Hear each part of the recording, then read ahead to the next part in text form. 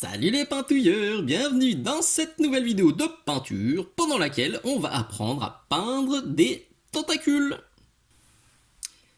Aujourd'hui, on va donc faire mumuse avec des teintes un peu craspouec pour un rendu un peu craspouec, mais pas trop. Vous me connaissez, je suis pas un grand adepte des rendus ultra crado, donc on va faire du tentacule gentillet, plus du tentacule de bisounours, on va dire, du gentil petit tentacule. Bref, vous l'avez vu sur la bannière, là où je veux aller, mais moi j'ai pas encore vu la bannière au moment où je tourne cette vidéo. J'ai une idée en tête, on va y aller tout droit. Et puis on va bien voir ce que ça pourra donner. Donc aujourd'hui je pars sur un petit Pax Walker, parce qu'il a plein de tentacules dans le dos. Alors je vais essayer de peindre déjà ça, peut-être pas tous. Pareil, on va voir au fur et à mesure comment évolue ce tuto. Je vais faire mumuse, je vais m'amuser et je vais vous montrer comment je fais.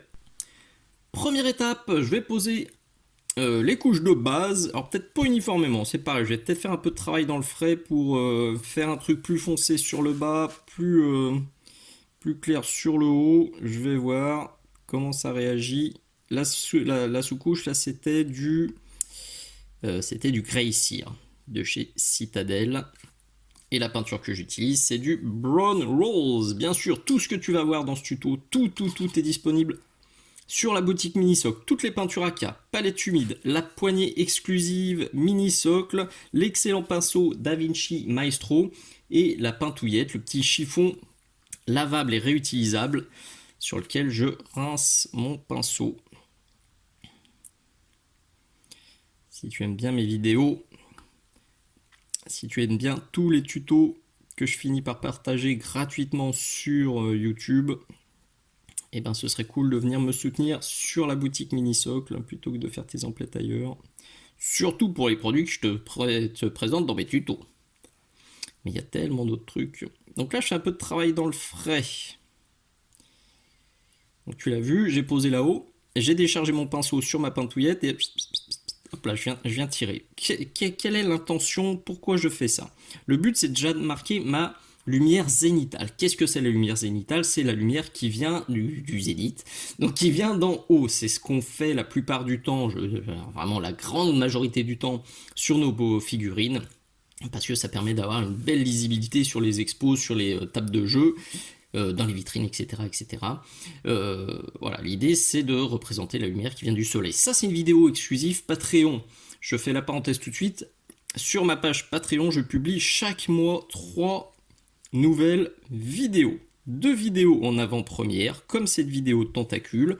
Mes abonnés vont pouvoir la mater pendant 1 an, minimum, 1 an, avant qu'elle débarque sur YouTube gratuitement. Et donc 2 avant-premières et une vidéo exclusive. Et là, je vais te montrer plusieurs vidéos exclusives. T'as déjà vu celle sur les aplats, t'as déjà vu celle sur la lumière zénitale, et voilà celle pour le travail dans le frais, si ça t'intéresse. Le travail dans le frais, il permet de gagner quelques étapes, parce que le haut, là, du coup, va rester plus clair. Et moi, je suis un gros adepte aussi de hiérarchisation de la lumière. Je trouve ça ultra méga important pour réussir les figurines. Ça aussi, c'est une vidéo exclusive de mon Patreon. Tu vois, en quelques secondes, j'ai déjà un dégradé de Grey Seer jusqu'à, hop là, j'ai mis quoi? Du brown, c'était ça, du brown rose? Flûte? Oh, pardonne-moi pour l'accent, ouais, je vais pas m'embêter, c'est du brown rose. Je crois que c'était ça, bon, je revisionnerai, mais je crois que c'est ça. J'ai sorti plusieurs pots de peau, PEAUX, donc là je sais plus quel j'ai utilisé. Oh, j'ai un vilain poil là qui s'est glissé dans le tentacule, c'est pas grave. Ça donnera un côté crado, ça fera déjà de la texture, c'est très bien. Allez, tchac. Je pense que pour cette première étape, on est pas mal du tout. Je refais juste le focus vite fait sur ma caméra pour que tu vois. Et voilà. Une fois que ça c'est fait, je vais shader, je vais mettre de l'ombrage avec du Human Skin, un shade de chez AK. Si tu as des soucis de brillance crado, des soucis d'auréole blanchâtre avec les shades d'autres marques que tu utilises, et ben je t'invite très sérieusement à venir prendre des shades AK sur la boutique Minisocle. parce qu'ils sont bien matins séchants, et t'as pas de souci d'auréole. Donc là, tu vois, je tartine copieux, même principe. Je badigeonne, hop là. Je vais passer sur mon petit chiffon absorbant et j'en dégage du haut. L'idée, c'est de travailler dans un premier temps tout le volume. Tu as vu là, chaque tentacule, ça fait plein de petits boudins. Pour l'instant, les boudins, ils m'intéressent pas. Je traite ça de manière globale. C'est comme quand on peint de la fourrure, c'est comme quand on peint de les cheveux. Alors c'était beau ça. C'est comme quand on peint des cheveux. Il faut, dans un premier temps, travailler global pour que ça rende bien. Parce que si tout de suite, dès le début, tu fais poil par poil, et ben forcément, ça sera pas joli parce que tu vas avoir, la plupart du temps, des ombrages uniformes sur toute ta fourrure et des éclaircissements uniformes sur toute ta fourrure. Alors que sur le haut de la fourrure, on devrait avoir moins d'ombrage et plus d'éclaircissement. Là aussi, ben, je te renvoie aux vidéos Patreon qui se sont affichées. C'est une chouette chaîne Patreon. Alors j'en parle beaucoup, hein, bien sûr, mais c'est la chaîne Patreon, c'est elle qui me permet de continuer à faire plein de tutos gratuits. Au jour où je tourne cette vidéo, chaque nouvel abonné, il a 85 vidéos qui l'attendent. Parce que donc les avant-premières finissent un jour par arriver sur YouTube, mais les vidéos exclusives, elles se cumulent dans le temps, elles n'arriveront jamais ailleurs. À aujourd'hui, il y en a 68. Plus les avant-premières, on est à pas loin de presque 90 vidéos qui attendent chaque nouvel abonné. Puisque voilà, j'ajoute aussi celles que je suis en train de tourner et qui vont arriver. Et peut-être que quand tu mates cette vidéo sur YouTube, et ben, il y a 200, 300, 400 vidéos. Franchement, je pense qu'il n'y a pas beaucoup de chaînes YouTube, de pages Patreon francophones qui proposent autant de contenu dès le premier jour d'abonnement. Le lien, tu l'as vu, il est là, et puis il est aussi bien sûr dans la description. Un petit coup de sèche-cheveux, je vais refaire exactement la même chose une seconde fois en me concentrant sur le bas, et on pourra passer à la suite. Le deuxième passage est en train de sécher, je vais rajouter tout de suite des nuances, parce que sur des tentacules, franchement, c'est clairement une texture, une matière, une surface sur laquelle on peut se faire plaisir. Et là, j'ai sorti du Invocation Purple, toujours de chez AK. Il est là sur la palette, je vais le diluer aussi. Tu t'en doutes, tu l'as sûrement déjà vu si tu pratiques la peinture depuis un petit moment. Il y a deux trucs ultra importants pour réussir ces dégradés. Primo, c'est la dilution. Ça, c'est ce que j'explique en long, en large, en travers dans cette vidéo.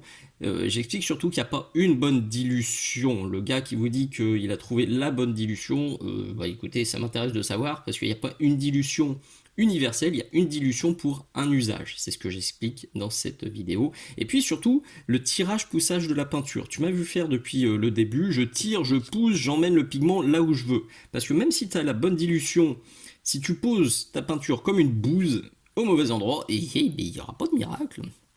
Ça fera une bouse. Donc, je dilue. Mon Dieu. Et je tartine. Martine. Oh, c'est beau ça. Ça alors, ça rend même mieux que ce que je pensais. Chouette. J'aime quand ça se passe comme ça. Alors fais gaffe quand même, hein, si tu utilises l'échelle, tu t'es peut-être déjà fait avoir aussi, aux accumulations comme ça. Ça a vite fait de faire des grosses croûtasses cradées. Cradées, oh là là, mais il faut que j'articule aujourd'hui. Crado.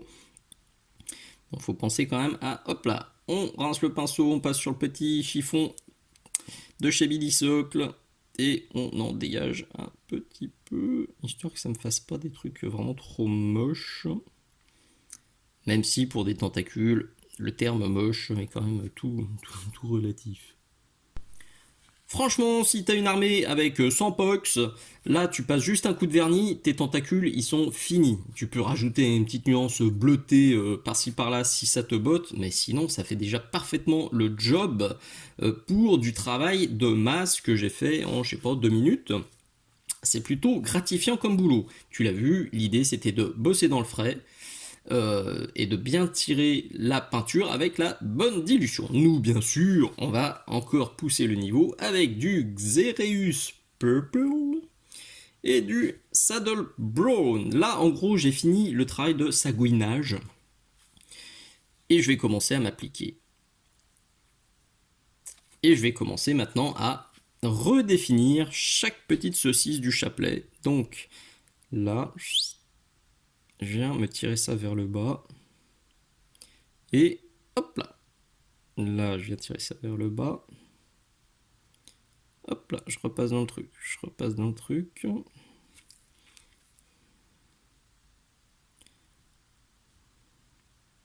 Le saddle brown, il est assez désaturé, tu vois, ça fait une teinte qui est assez, comment dire, assez naturelle entre guillemets. Ça marche très bien pour ombrer les carnations, mais c'est pas une teinte qui est ultra fun. C'est pour ça que j'ai sorti du Xereus pour tout de suite remettre de la nuance qui va bien.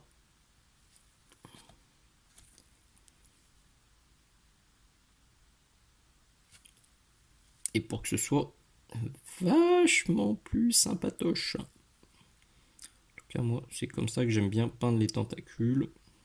Je trouve ça plus rigolo.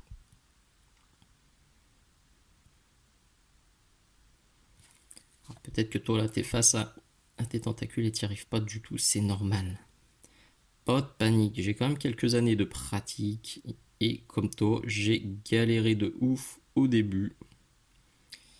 C'est normal. Continue de visionner des vidéos. Essaye de te concentrer sur un truc à travailler. Essaye de pas trop te disperser entre les projets, entre les chaînes aussi. Il y a tellement de chaînes, il y a tellement de contenu maintenant qu'on a vite fait de passer des heures et des heures et des heures à visionner des trucs. Et au final, on part jamais. Je me suis fait piéger hein, comme ça, c'est pour ça que je peux le dire sans aucun souci. Et je prêche pas pour ma paroisse, hein. Peut-être que tu vas te dire ok c'est vrai, mais je regarderai plus celle de Dim. Il faut trouver la chaîne, ou on va dire une ou deux chaînes, qui te parlent le plus. Pour lesquelles t'aimes vraiment le résultat final et tu aimes le ton, tu aimes la façon, la pédagogie du gars qui te montre les vidéos. Et ça se trouve, c'est pas moi. Et c'est pas grave. Moi, le but, c'est que tu y arrives. Et que tu sois heureux parce que c'est un chouette hobby. Donc là, j'ai bien insisté sur le bas, sur le haut. Tu te doutes bien que je vais pas trop en mettre. Parce que je veux garder le haut assez clair. Le haut, on va le tarter dans pas bien longtemps.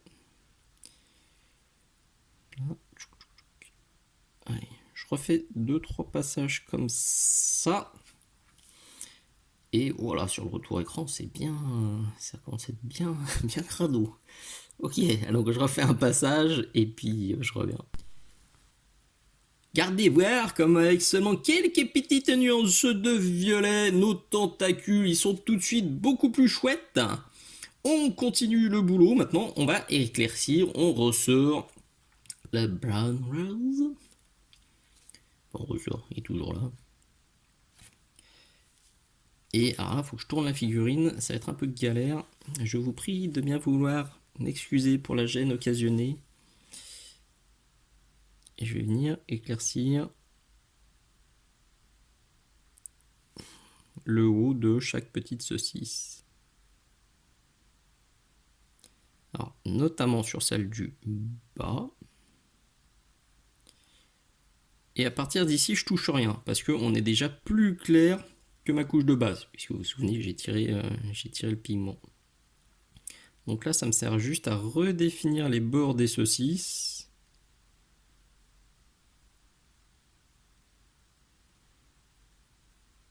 Et pas plus. Et puis je peux commencer à texturer, à tapoter, à faire des trucs un peu exotiques.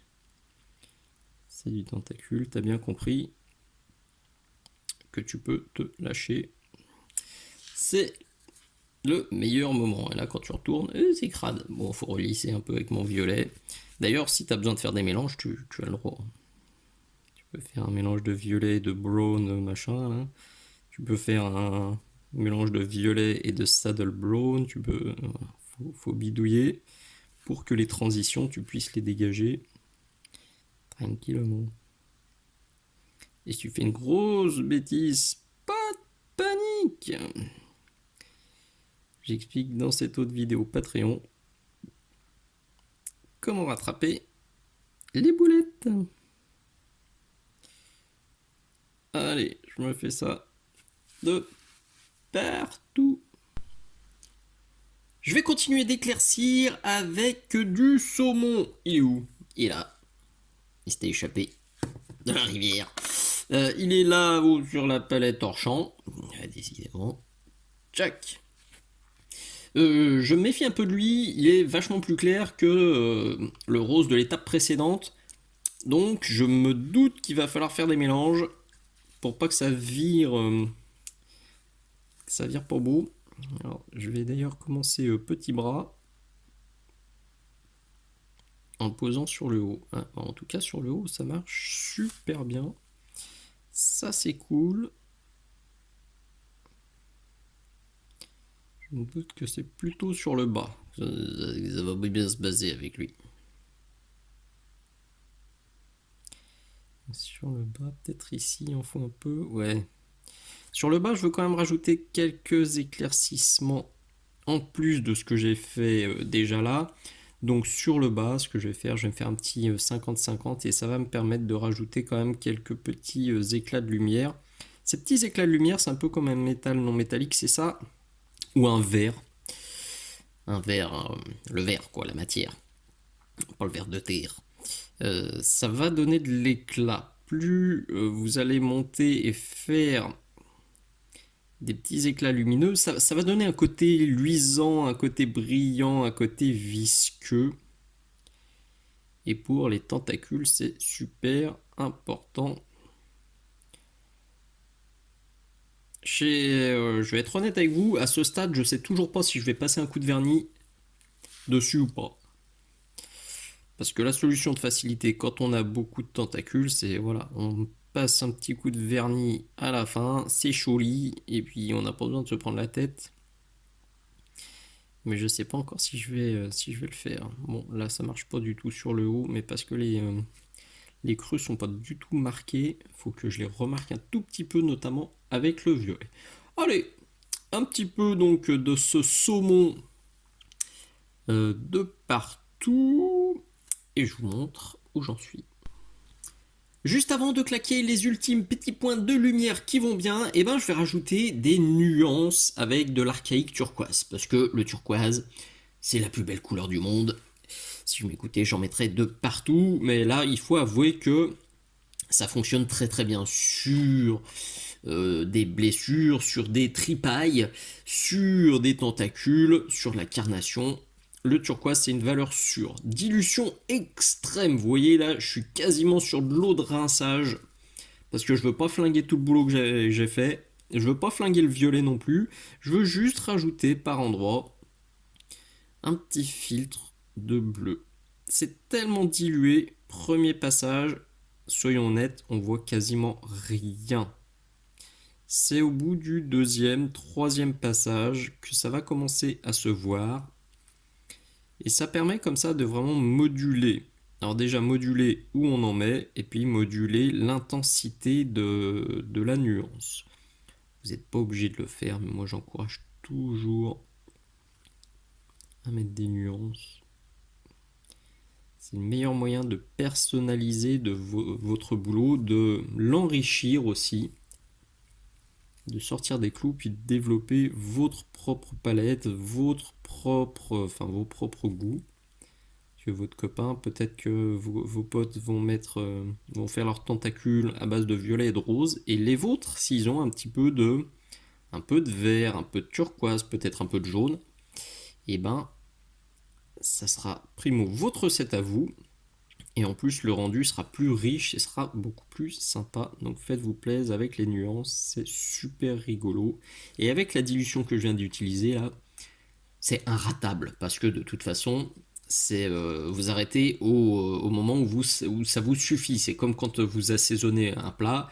Voilà, vous en mettez une petite pincée d'épices, vous goûtez.